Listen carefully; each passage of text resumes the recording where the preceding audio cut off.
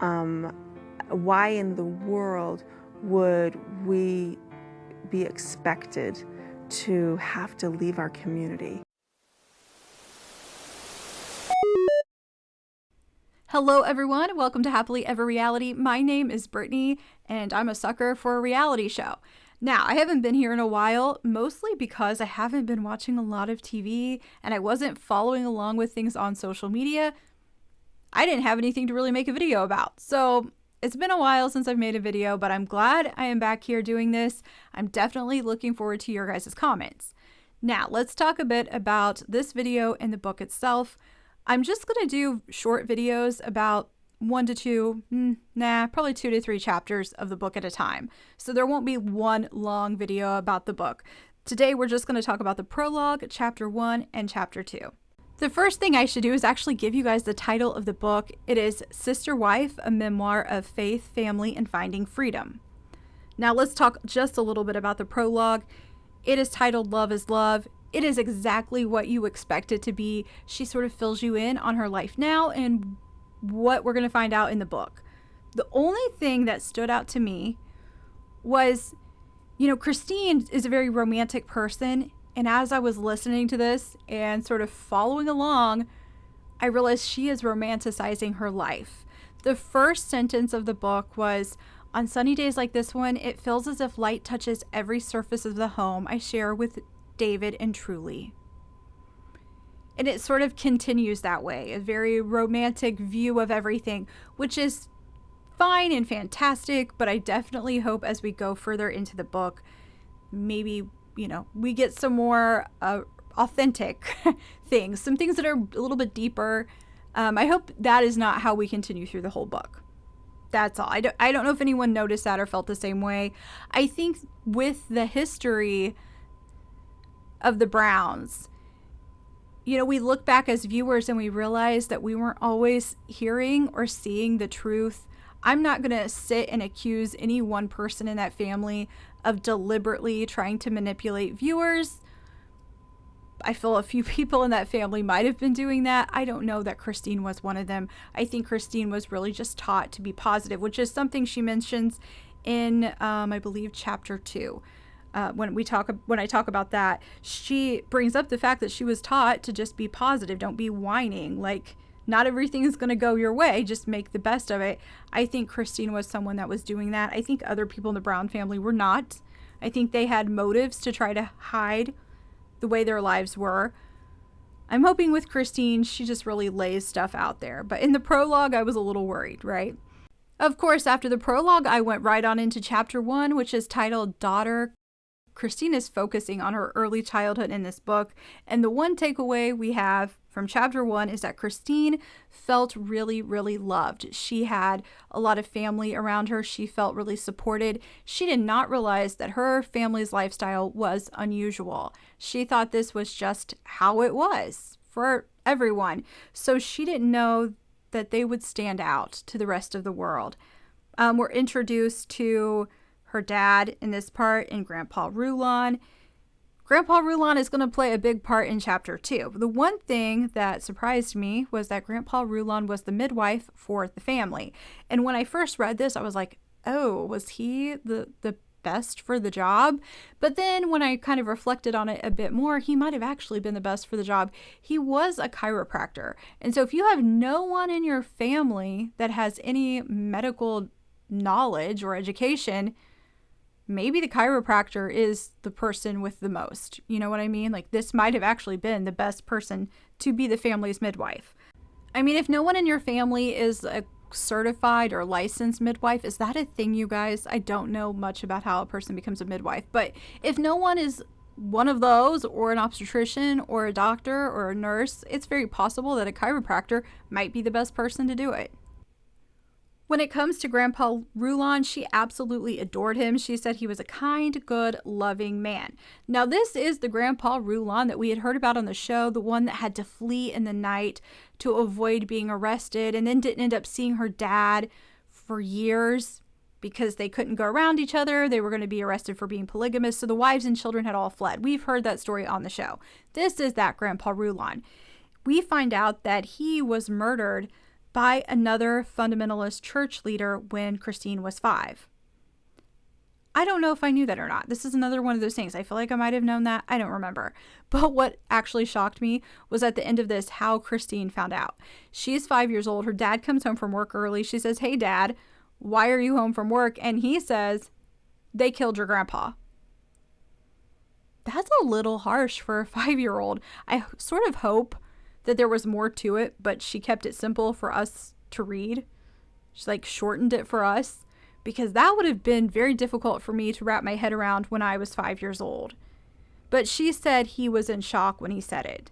So maybe he didn't really think through what it might have been like for Christine. At the end of this, she says she holds on to the feeling of being surrounded by love when she thinks about her grandpa. So she had a very positive view of him. And in the next chapter, we find out more about him being murdered. And I found the next chapter to be the chapter where I really started to go, whoa, I wonder if Christine realizes how weird all of this really is. So we move on into chapter 2, and Christine is sort of moving us along in her childhood. Her grandpa was murdered when she was 5 years old, and that's where chapter 1 stops. So now she's getting a little bit older. This chapter is titled "That's Not Us," and she's going from being homeschooled to public school. She tells us the stuff that we've heard before from them on the show and in the book. When they are out in the world, they have to deny their family. So she's been homeschooled where everyone's doing the same thing as her. They're all polygamists, no issues. Now she's in public school, and her parents sit down and just lay it out for her. You can't tell everyone that we're all one family. They can't know that we're polygamist. So she is basically told to lie. Tell them this: your other siblings are your cousins. Your dad is not going to be able to come to school events because it's not going to be fair. He can't go to the events for the other children, so he's not going to go at all. So Christine's world is really, really shaken up. I do wonder what was going on to prompt them to have to attend public school. I feel like something must have happened. There must have been a real push, because you're going to send your kids out into a world where they're not accepted, and you're going to have to encourage them to lie. It seems like you would really want to continue homeschooling. Christine felt like this was going to be a lot of fun. It wasn't, because of the stress of trying to keep up the lies. She ended up developing a lisp. She didn't make a lot of friends. This had to be difficult. This had to be really, really tough. She has a quote in the book where she says that everything was a minefield. So she just worried all the time about being caught up in a lie. If you think about it, Christine enters public school and she's told she's going to have to lie, and then she sort of continues doing it her whole life. We know she had to do that when she married Cody. She couldn't say she had sister wives. So they were always lying. She kind of had to do that all the time. She was taught to do it. And then we know Christine participates in the show, and she does advocacy and educational work. As an adult, she wants to help the public understand polygamist. It really makes you understand why. She was living a life for a while where she was happy and supported and loved and didn't realize people weren't going to understand her family. Then all of a sudden, she's going to public school and she's trying to maintain all of these lies that they have to maintain to not get in trouble. So it really doesn't surprise me that Christine felt like she needed to be a part of making some sort of change in the polygamist world. In this chapter, Christine fills us in on some history of the Latter-day Saints, as well as her own family's religion and some other branches of fundamentalism. I'm not going to go into all of that here. It is really interesting. I think she did a great job of giving information, but not giving too much. I'm not reading this book for a huge history on that, but it does help with the understanding of her family. The one thing that is a little bit difficult for me, and I feel like I need to do some more research, is when Christine talks about her grandpa Rulon, she clearly adored him and loved him. And when she's talking about him leading them and being a polygamist, she talks about it in a way, it seems that she was very fond of him and the way they were living. I just wonder if the rest of us, if we understood all of the details, if we would feel the same way. Like when Christine talks about them all fleeing in the night, the wives and children had to be separated and they didn't see each other for years. She makes it out like they were the victims, but there's just a part of me that struggles a little bit with that. what kind of parent flees and doesn't go see their kid? She says her grandpa didn't see her dad for years. And it's because I feel like from Christine's perspective, it's because they were victims of the government. There's a part of me that's like, yeah, I don't think the government should have, the police or whoever it was they felt were going to prosecute them should have made them feel like they needed to flee. But I also don't feel like you should run away from your kids and not see them for years. I feel like Christine, being youthful and loving her grandfather, has a bit of her perspective isn't the perspective I have as an outsider looking in on that. And when I'm reading it, just makes you question things a little bit. You guys can let me know if you feel the same way about it. I also don't think it helps that I no longer believe that the Brown family was really going to be prosecuted when they were on the show. Remember that season 1 or season 2, they fled Utah? Now I know they really didn't need to do that. So I just question all of it. I just don't know how much I can take at face value, even when they're telling stories from the past. And I want to defend myself a little bit, because I know some of you are going to be like, oh, you're being too hard on Christine. This is how she looks at things. And I'm like, that's okay that she looks at things like that. But I think as readers and viewers of the show, we have the right to be a little bit critical of it. They are telling us about a lifestyle that doesn't seem to be very healthy for all of the people that are involved. But in chapter 2, when she is talking about the way her dad was raised with her grandpa Rulon, she says that he was raised the community that they had created. It was like the Andy Griffith show of polygamy, a small idyllic community.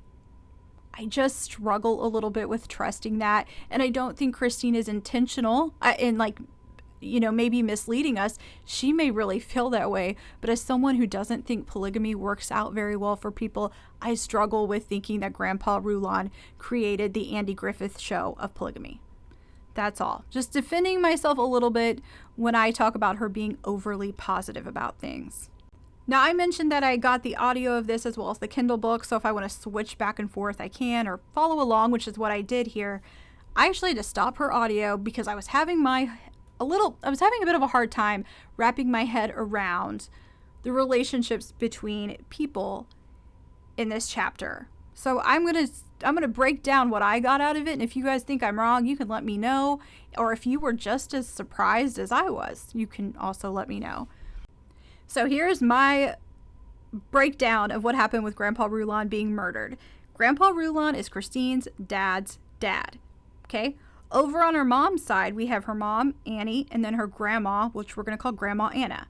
Grandma Anna is married to Florin LeBaron, and he has a brother named Ervil LeBaron, and they started their own branch of Mormonism or fundamentalism that embraced polygamy.